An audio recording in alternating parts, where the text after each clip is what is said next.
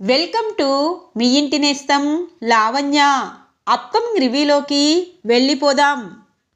చామంతి గుణ నిశ్చితార్థం కోసం రమాదేవి ఇంట్లోనే అన్ని ఏర్పాట్లని చేస్తుంది. పంతులు గారు రావడంతో రోజా చామంతిని రెడీ చేయమన్నాను, ఎంతవరకు వచ్చింది అనగానే అత్తయ్య చామంతి రెడీ అయిపోయింది, అందుకే కిందికి వచ్చానత్తయ్య అని అంటుంది రోజా. ఇక చామంతి వంటగదిలోకి వెళ్తుంది. ప్రేమ్కి తను చొక్కా పట్టుకోవడం గుర్తుకొచ్చి, ప్రేమ్ బాబు, ఈ చామంతిని మీరు క్షమించగలరా? మీ కాలర్ పట్టుకున్న ఈ చేతుల్ని ఇప్పుడే కాల్చేస్తాను అని చెప్పి తన చేతిని కాల్చుకుంటూ ఉంటుంది చామంతి. ప్రేమ్ బాబు, మా నాన్న కోసం నా జీవితాన్నే పణంగా పెట్టాను. నా కోసం, నా ప్రేమ కోసం మీరు ఎన్ని రోజులు ఇలా బాధపడతారు ప్రేమ్ బాబు? వద్దు.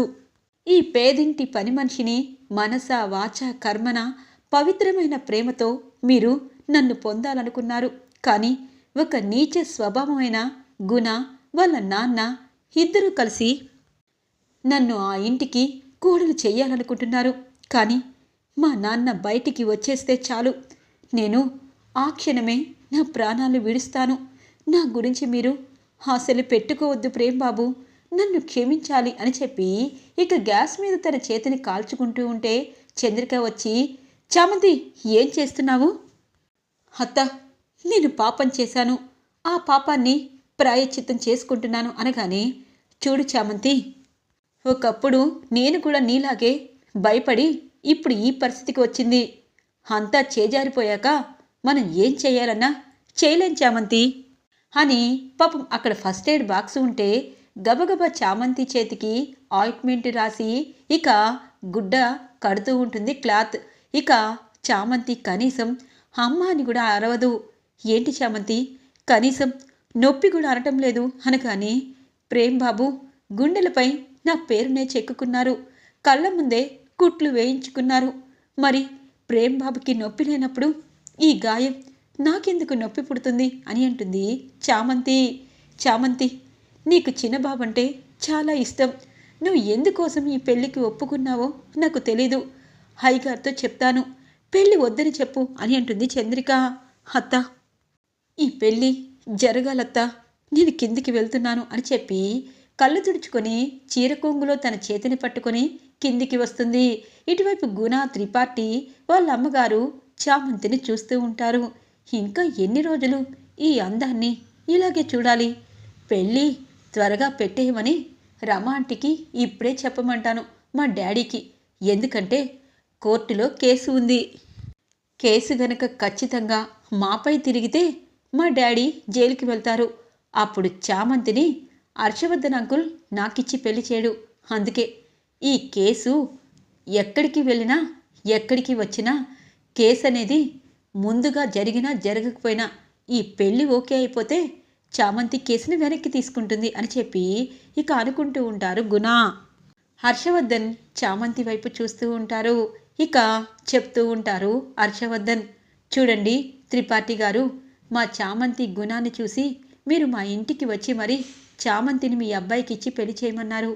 చామంతి చూసారా, నిజం చెప్పాలి అంటే అలాంటి కూతురికి ఎలాంటి భర్త వస్తాడా అని నేను అనుకున్నాను. కానీ తను ఒక మంచి ఇంటికి కోడలవుతున్నందుకు నాకు చాలా సంతోషంగా ఉంది. మీరు ఎటువంటి కట్న కానుకలు తీసుకోకపోయినా చామంతికి అన్నీ దగ్గరుండి నేను పంపిస్తాను అనగానే, అవునర్ష, మన ఇంటి మనిషి అయినా మన మనిషిలాగే తనకన్నీ చూసుకుంటాము. త్రిపాఠి గారు అన్నీ నాకు చెప్పారు అని అంటుంది రమాదేవి. ఇది ఇలా ఉండగా ప్రేమ్ తట్టుకోలేకపోతూ ఉంటారు. ఎందుకు చామ్ నా నుండి దూరం అయిపోతున్నావు? చిన్నబాబు చిన్నబాబుని ప్రేమగా పిలిచే నువ్వు ఈరోజు ఆ గుణాకి సపోర్ట్ చేస్తున్నావు అని చెప్పి కారులో కూర్చొని చామంతి జ్ఞాపకాలని గుర్తు చేసుకుంటూ ఉంటారు ప్రేమ్.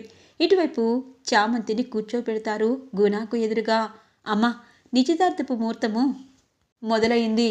అమ్మాయి అబ్బాయి ఉంగరాలు మార్చుకోవాలి. అమ్మ, మీరు కుడి చేయి ముందుకు రండి, అలాగే మీ ఉంగరం అబ్బాయికి పెట్టాలి, అబ్బాయి ఉంగరం మీకు పెట్టాలి అనగానే ఇక చామంతి చేత్తో ఇక ఉంగరాన్ని పట్టుకుంటుంది. గుణ కూడా ఉంగరం పట్టుకుంటారు. ఇద్దరు నేను మంత్రాలు చదువుతాను, మీరు రింగులు మార్చుకోండి అని చెప్పి పంతులు గారు చెప్పడంతో ఇక గుణ చామంతి చేతిని చూస్తారు. ఒక్కసారిగా షాక్ అవుతారు. చామంతి చెయ్యంతా కాలిపోయి ఉండడంతో బ్యాండేజ్ వేసి ఉంటుంది. ఇక రమాదేవి, హర్షవర్ధన్ అలాగే అందరూ షాక్ అవుతారు. ఇక రోజా అనుకుంటుంది, నాకు తెలుసు దీనికి పెళ్లి ఇష్టం లేదని. ప్రేమిని ప్రేమిస్తే ఈ గుణాన్ని ఎందుకు చేసుకుంటుంది? దీనికి నాలాగా డబ్బు ఆశ లేదు. అసలు ఏం జరిగింది చామంతి అనగానే, అమ్మగారు కాఫీ కాఫీ పెట్టబోతూ ఉండగా చెయ్యి కాలింది అనగానే, అవునమ్మా, వాళ్ళకి కాఫీ చేయమని నేనే చెప్పాను, కిందికి వచ్చేసరికి ఇలా జరిగింది అని అంటుంది చంద్రిక. అంటే పంతులు గారు కుడి చేతి వేలికే పెట్టాలా అని అంటుంది రమాదేవి. అయ్యో అమ్మా, అమ్మాయి కుడి చేతి వేలికే పెట్టాలి కదా. అంటే ఇప్పుడు నిశ్చితార్థం ఎడమ చేతికి చేయకూడదు. సరే, నిశ్చితార్థం కాకపోయినా పెళ్లిలో నిశ్చితార్థం అన్నీ చేసుకోవచ్చు అనగానే ఇక గుణ చామంతి వైపు కోపంగా చూస్తూ ఉంటారు. చామంతి గుణ వైపు కోపంగా చూస్తూ అక్కడి నుండి వెళ్తూ ఉంటుంది. హర్షవర్ధన్ అనుకుంటారు, ఏంటి చామంతికి పెళ్ళి ఇష్టమని చెప్పింది, కానీ లోపల బాధపడుతుంది. తనే ఇష్టమని చెప్పింది కదా అని చెప్పి అనుకుంటూ ఉండగానే నిషా వాళ్ళ నాన్నతో వస్తుంది. ఇక ప్రేమ్ చెయ్యి పట్టుకుని లోపలికి తీసుకొస్తూ, ప్రేమ్ ఎందుకు మా డాడీ వచ్చారు అని అడగవా? ఈరోజు చామంతి నీ ఫ్రెండ్ కదా, చామంతి గుణ నిశ్చితార్థం జరిగిపోయిందా ఆంటీ అని అంటుంది. అయ్యో జరగలేదు, ఎందుకంటే చామంతి చెయ్యి కాలింది అనగానే నాకు తెలిసే నువ్వు ఇలా చేస్తావని, కానీ ఇప్పుడు నేనిచ్చే ట్విస్టు చాలా బాగుంటుంది అని చెప్పి ఇక రమాదేవికి ఏదో సైగ చేస్తుంది. హర్ష, పంతులు గారు ఎలాగో వచ్చారు, చామంతి పెళ్లి కూడా గుణాతో జరగాలని వాళ్ళు తొందరపడుతున్నారు. అలాగే ఇదిగో ఇటువైపు నిషా ప్రేమ్ పెళ్లి ఏర్పాట్లు కూడా మనం చేయాలి కదా. చాలా రోజుల క్రితమే వీళ్ళిద్దరికీ ఎంగేజ్మెంట్ అయ్యింది అనగానే, రమా చదువుకుంటుంది కదా నిషా అనగానే, అంకుల్ నేను 366 రోజులు 150 రోజులు ఇక్కడే ఉంటున్నాను. ప్రేమ్ ఎలాగూ గోల్డ్ మెడలిస్ట్ కదా, నేను తన దగ్గర నేర్చుకుంటాలే అనగానే, చూసారా ఈ రోజుల్లో పిల్లలు పెళ్ళయ్యాక చదువుకుంటాను అంటున్నారు. హర్ష ఒప్పుకుంటావా అనగానే, సరే 2 పెళ్ళిళ్ళు మన ఇంట్లోనే అంగరంగ వైభవంగా చేద్దాంలే రమా అని అంటారు. చంద్రిక అక్కడి నుండి బాధపడుతూ వెళ్తుంది.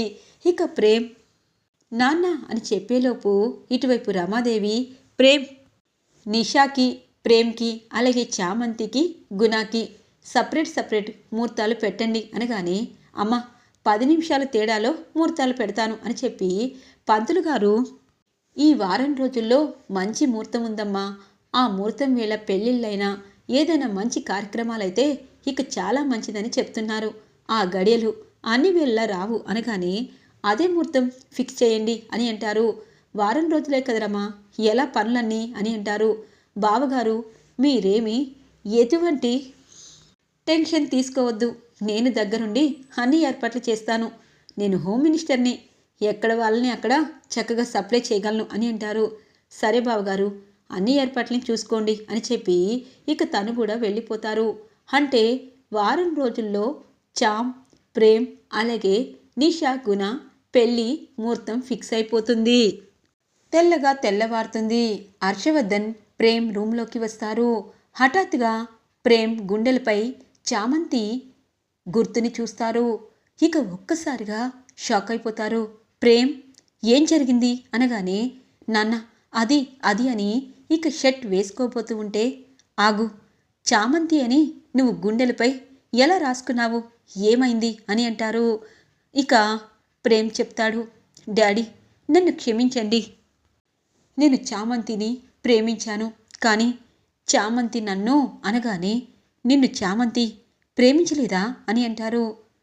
తెలీదు, కానీ చామ్కిప్పుడు గుణతో పెళ్ళి నిశ్చయమైపోయింది కదా, నాకు నిషాతో పెళ్ళి నిశ్చయమైంది కదా అని అంటారు. చూడు ప్రేమ్, చామంతి లాంటి అమ్మాయి నా ఇంటికి కోడలవుతుందంటే నేను చాలా సంతోషపడేవాణ్ణి, కానీ చామంతి నిన్నెందుకు ప్రేమించలేదు? అసలు చామంతికి నువ్వు నచ్చకపోవడం ఏంటి? అలాగే నిన్ను ఈ కుటుంబాన్ని ఎంతో బాగా చూసుకుంటుంది కదా అని అంటారు హర్షవర్ధన్. ఇంతలో చంద్రిక వస్తుంది. బాబు, చామంతి మిమ్మల్ని ప్రేమించలేదని ఎలా అనుకుంటున్నారు? చామంతి గుండెల నిండా ప్రేమే ఉన్నారు అని చెప్పి అంటుంది. చంద్రిక, వీళ్ళిద్దరూ ప్రేమించుకుంటున్నారా? ఆ విషయం నీకు తెలుసా అని అంటారు హర్షవర్ధన్. తెలుసు. వీళ్ళిద్దరినీ గుడిలో పెళ్లి చేసుకోవాలని, పెళ్లి చెయ్యాలని నేనే గుడికి తీసుకువెళ్ళాను. కానీ అప్పటిదాకా సంతోషంగా ఉన్న చామంతి గుడికి వచ్చి నాకు ఇష్టం లేదు, మీరు నిషామ్మని చేసుకోండి, నేను గుణాన్ని చేసుకుంటానని చెప్పి మాతో చెప్పింది. ఇక చామంతి దూరం అయిపోతుందని ఇలా గుండెలపై చామంతి పేరుని కత్తితో చెక్కుకున్నాడు ప్రేమ్ అనగానే, ఇంత జరుగుతున్నా నాకెందుకు చెప్పలేదు? చామంతి ప్రేమ్ని ఇష్టపడకపోవడం అంటే నేను నమ్మలేకపోతున్నాను. కానీ ఏదో జరిగింది అని అంటారు ఇక హర్షవర్ధన్. డాడీ, ఏం జరుగుంటుంది అనగానే, ఖచ్చితంగా రమాదేవి చామంతిని ఖచ్చితంగా బెదిరించిందేమో. అందుకే చామంతి గుణతో పెళ్లికి ఒప్పుకుందేమో అనగానే, అవును, ఆ డౌట్ నాకెందుకు రాలేదు? అవునయ్య గారు, చామంతి జైలుకి వెళ్ళి వాళ్ళ నాన్నగారి ఆశీర్వాదం తీసుకోవాలనుకుంది. కానీ రమమ్మ అక్కడికి వెళ్ళారా అనగానే, అదేంటి చంద్రిక, జైలుకి వెళ్ళి అక్కడ ఖైదీలకి ఫ్రూట్సు అలాగే బ్రెడ్డు అన్నీ పంచాలని వెళ్తున్నానని చెప్పింది కదా. ఖచ్చితంగా అక్కడేదో జరిగింది.